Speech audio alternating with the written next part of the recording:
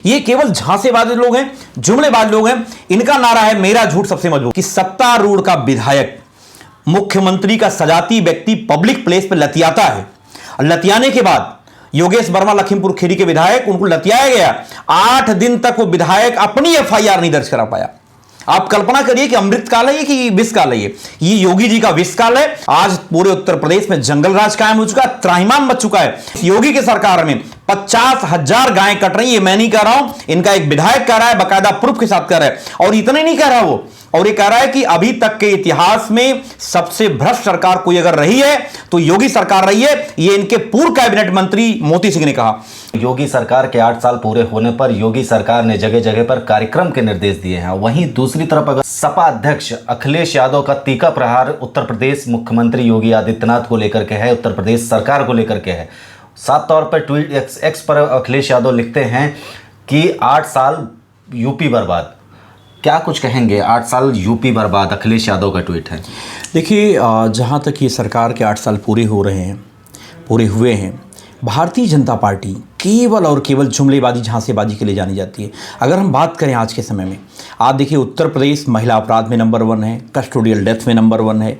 सबसे ज़्यादा एनएचआरसी की नोटिस अगर किसी सरकार को मिलने तो उत्तर प्रदेश सरकार को मिलने।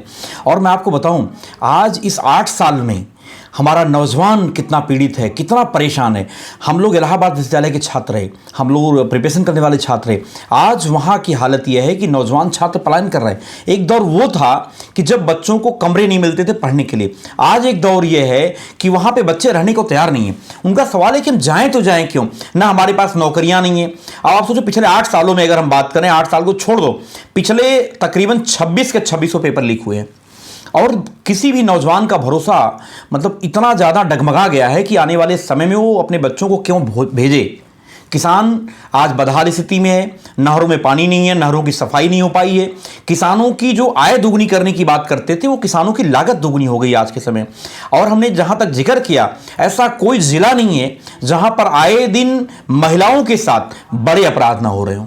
अच्छा, अगर बात कर ले तो योगी सरकार लगातार अपनी उपलब्धियां गिना रही है। खासतौर पर अगर बात कर ले तो सदन में भी योगी सरकार ने जीरो टॉलरेंस नीति की बात करी, बुलडोजर की बात करी, और ख़ासतौर पर अगर बात कर लें तो महिला सुरक्षा की बात करी। और अभी बीते दिन पहले जिस तरीके से घटनाएं हो रही हैं उस पर क्या कुछ कहेंगे? देखिए, अखिलेश यादव तो लगातार वार करते रहते हैं, लेकिन जो अभी धरातल पर सामने आ रहा है, जिस तरीके से रेप की घटनाएं सामने आ रही हैं, उस पर क्या कुछ कहेंगे? देखिए, मैं आपको एक एक बात का जवाब दूंगा। सबसे पहली बात है, मैं जब भी टीवी डिबेट में बैठता हूँ, बीजेपी के प्रवक्ताओं से पूछता हूँ, इसी लखनऊ के अंदर मैं पूछता हूँ कि आप बताओ, कहीं 50 बेड का भी अस्पताल आपने बनाया है?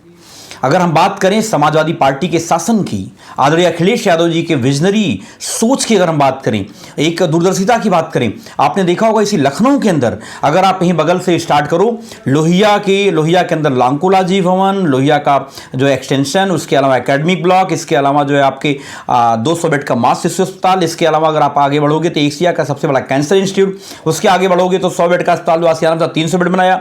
इसके अलावा केजीएमसी के अंदर शताब्दी की बिल्डिंग, इसके अलावा जो है आप आगे बढ़ोगे तो पीजीआई के अंदर एकेडमिक ब्लॉक, इसके अलावा पीजीआई के अंदर लीवर ट्रांसप्लांट की बिल्डिंग, किडनी ट्रांसप्लांट की बिल्डिंग, जो 30 बेड का पीजीआई के अंदर इमरजेंसी था, उसको हमारे नेता आदरणीय अखिलेश यादव ने 300 बेड बनाया। इसके अलावा और आप और आगे बढ़ोगे तो बक्सी तालाब विधानसभा के अंदर रामसागर मिश्रा के नाम से 100 बेड का अस्पताल, रानी लक्ष्मीबाई का उच्चीकरण, बलरामपुर हॉस्पिटल को उच्चीकरण करने का काम किया, सीटें बढ़ाने का काम किया। इसके अलावा जो वहां पे बेड बढ़ाने का काम किया। इसके अलावा और आप अगर देखो मेडिकल के क्षेत्र में इतने अभूतपूर्व काम केवल लखनऊ के अंदर हुए। आपको याद होगा 100 बेड का अस्पताल आसियाना में था, जो 300 बेड बनाया आदरणीय अखिलेश यादव जी ने।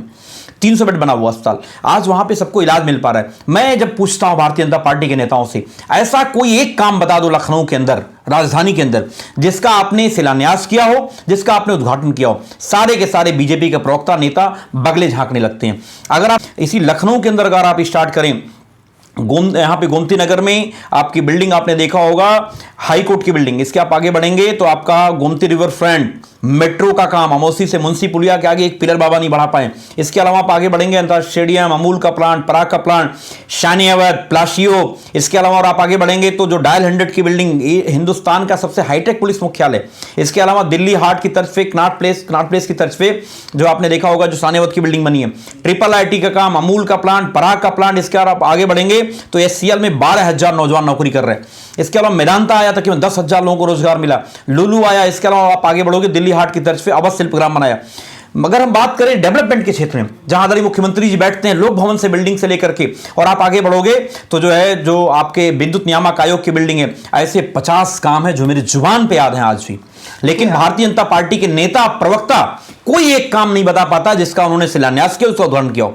देखिए, अगर बात कर ले, आपने लगातार अपनी बातें कहीं, लगातार आपने कहा कि अखिलेश यादव की सरकार में लगातार ये कार्य होते रहे और शिलान्यास जितने भी हुए सब अखिलेश यादव की सरकार में हुए। लेकिन योगी जी की अगर बात कर ले तो आपको मैंने पहले भी कहा कि जीरो टॉलरेंस नीति की बात करते हैं, बुलडोजर बाबा के नाम से जाने जाते हैं। और खासकर अगर बात कर ले तो महिला सुरक्षा की, तो लगातार इस पर सवाल खड़े हो रहे हैं आज की डेट में कि जो रेप हो रहे हैं, जो जिस तरीके से हत्याएं हो रही हैं, उसको लेकर के अखिलेश यादव तो तीखा प्रहार कर ही रहे हैं। लेकिन योगी सरकार का कहना है कि अब जिस तरीके से अखिलेश यादव की सरकार में होता था उस तरीके से नहीं हो रहा, अब कहीं काफ़ी हद तक क्राइम कम हो चुका है। अब देखिए, मैं आपको से पूछना चाहता हूँ, लॉ एंड ऑर्डर की बात अगर हम कर रहे हैं, ऐसा किसी भी सरकार में हिंदुस्तान के इतिहास में नहीं रहा होगा। और 8 साल में जो दयनीय स्थिति हुई किसानों की, जो बदहाल स्थिति नौजवानों की है, जो महिलाओं के साथ अत्याचार बढ़े हैं, आप सोचो हिंदुस्तान के इतिहास में ऐसा कोई कुंभा बता दो जहां आज भी लोग, हजारों की संख्या में लोग अपने आप को ढूंढ नहीं पाए। और ये इतनी दुर्भाग्यपूर्ण है कि वो सबके सब लोग जो है हिंदू थे। जो सरकार हिंदू के नाम पे राजनीति करती है, जो सरकार औरंगजेब को लेके आई है, औरंगजेब खेल रहे हैं। मैं पूछना चाहता हूं, औरंगजेब के समय में जो अगर गायें काटता था कोई तो उसके हाथ कटवा लेता था औरंगजेब। आप बताओ, बीजेपी के लोगों का कहना है कि इससे भ्रष्ट सरकार कोई नहीं रही है, तो हम तो विपक्ष कह ही रहा है। अगर बात कर ले महाकुंभ की, आपने महाकुंभ पर निशाना साधा, लेकिन महाकुंभ की अगर बात कर ले तो सरकार का कहना है पूरी तरीके से ये महाकुंभ सफल रहा, सारी व्यवस्थाएं रही, कोई कमी नहीं रही। सरकार के लोगों ने कहा केवल 30 लोग मरे हैं। आप मुझे बताओ, जो लोग हजारों लोग अपने माता पिता को, अपने भाई बहन को ढूंढ रहे हैं, वो कौन लोग हैं? क्या विदेशी हैं वो? क्या मुख्यमंत्री जी को नहीं बताना चाहिए कि 30 लोगों को जो मरने की बात करो, लिस्ट क्यों नहीं जारी कर रहे हो कि फला फला 30 लोग मरे?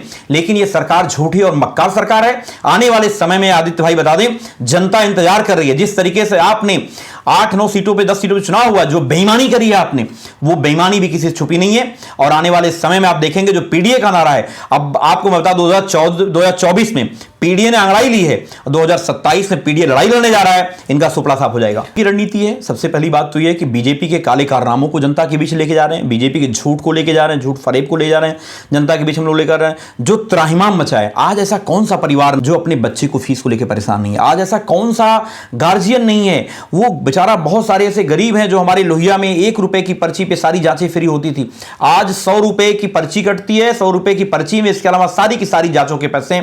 अगर किसी की, अगर आप मदद भी करना चाहोगे, अगर किसी को एक्सीडेंट हो गया, किसी को चोट लग गई, तो भी आप मदद नहीं कर सकते हो।